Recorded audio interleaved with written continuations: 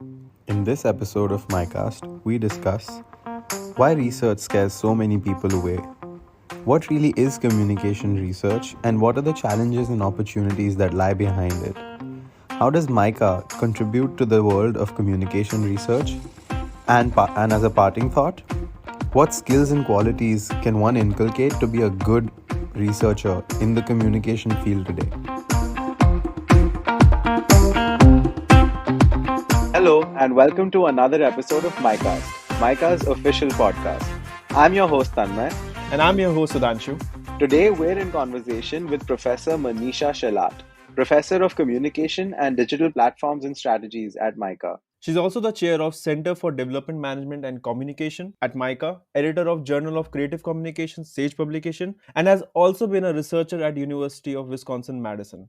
We are extremely excited to have you, ma'am. Thank you. I'm also very happy to be here. So, ma'am, we know about your expertise in the area of research, especially, right? And we were wondering, data, semiotics, communication, and cultural research have all become foundational to the numerous facets of organizations and how they function today.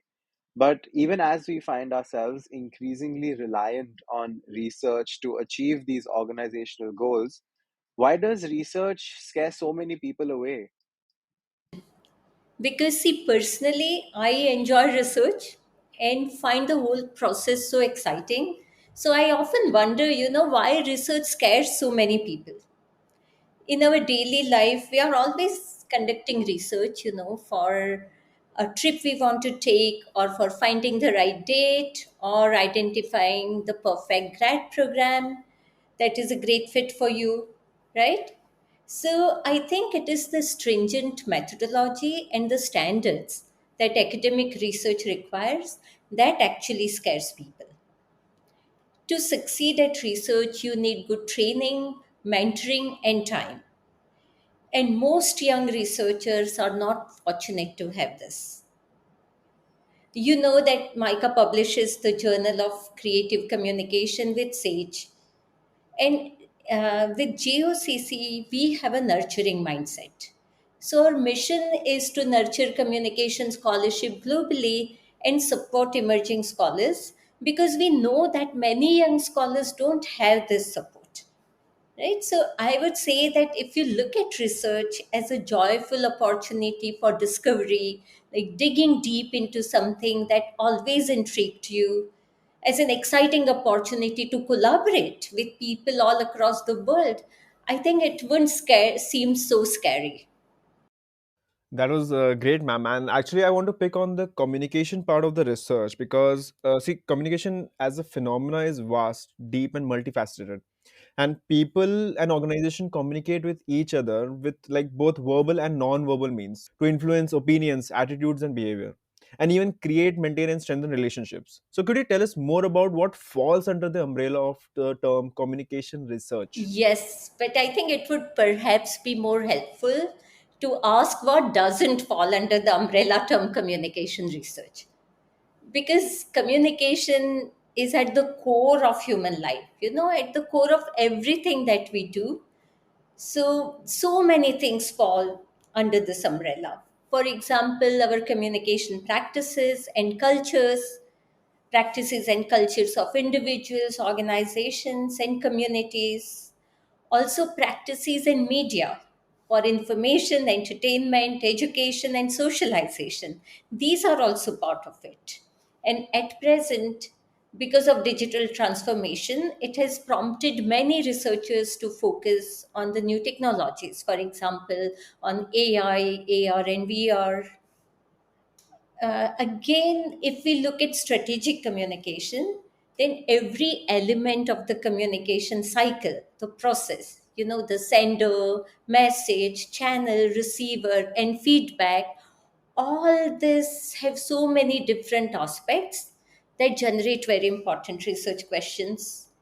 And if we look at communication as a discipline, focusing on symbols and meaning making, we can examine conversations, content, and culture in a whole new way. At the same time, specific professional areas such as health communication, branding, advertising, consumer behavior, These all have remained important areas of research.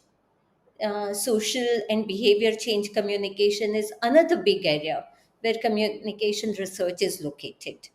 So it's a very multi-dimensional field, I would say, and lot of topics and interest fall under this area.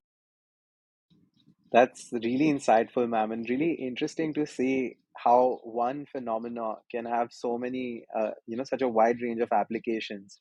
And in that same vein, could you give us some insights about instances or examples where organizations have applied communication research to their challenges and opportunities? Yes, of course, we have a very long history of application of communication research in many diverse contexts, right from war to pandemics to like our daily mundane life, right? And business organizations to social impact organizations.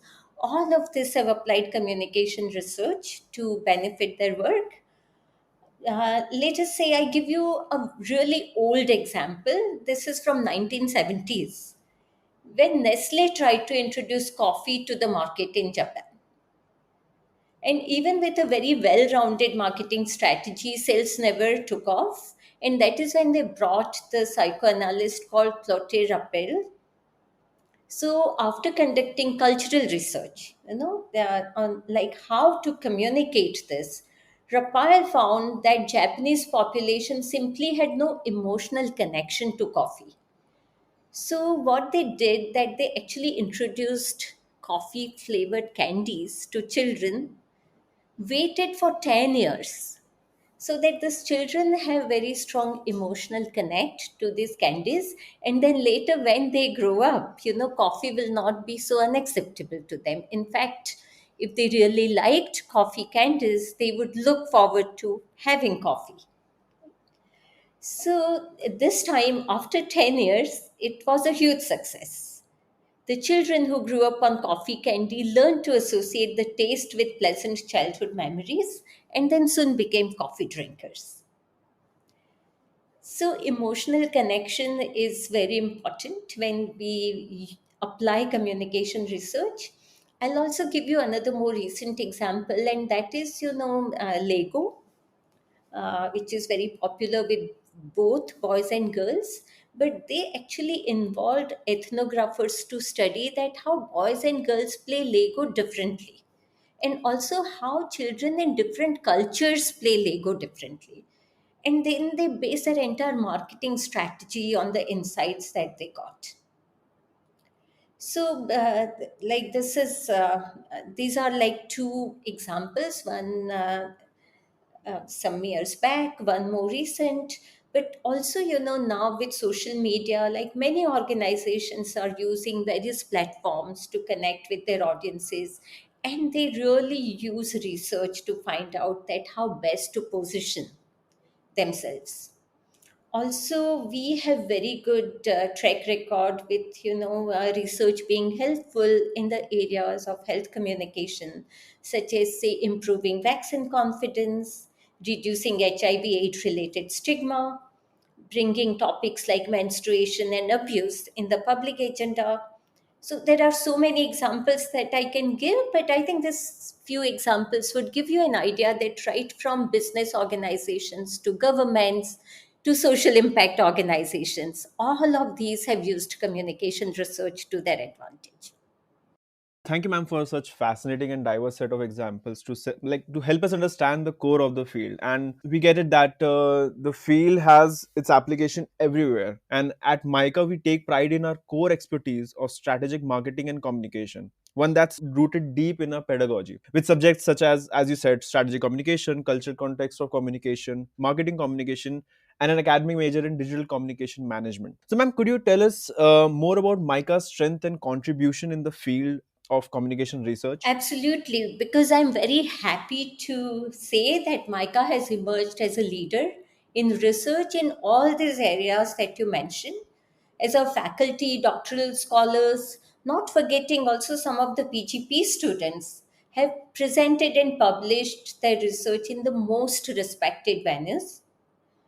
We have been successful in creating a thriving research culture at MICA with seminars and webinars to exchange new ideas, conference grants, our annual international conference, ICMC, research support, and several capacity building initiatives for faculty and students. I would say that a major contribution of MICA to communication research is again our journal, JOCC, Journal of Creative Communications, that we publish with SAGE. JOCC has emerged as a well recognized and respected journal globally, and it is truly international in the composition of its editorial board, in the composition of the kind of papers we publish. It has a truly international quality.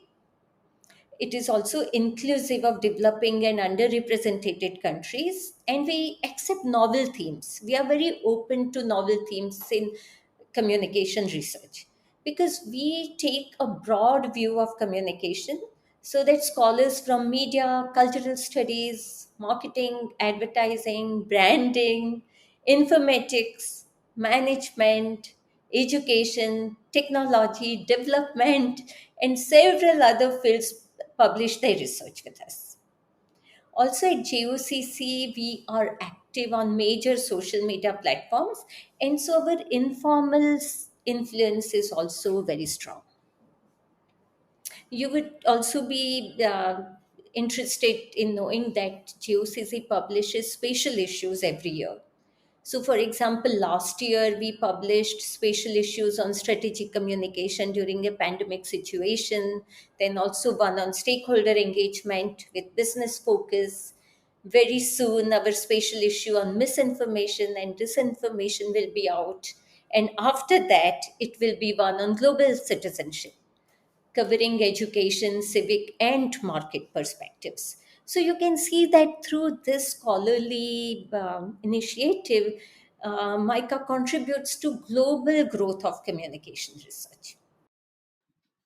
I think in these answers that we're getting, a lot of expertise is being reflected because before today, I hadn't really spent so much time thinking about communication research as a field. But now I realize that it is so vast and so eclectic and holds so much knowledge. So, as a parting thought for our listeners, ma'am, what do you think the future holds for communication research? And what skills and qualities, in your opinion, can one inculcate to be a good researcher in the field today?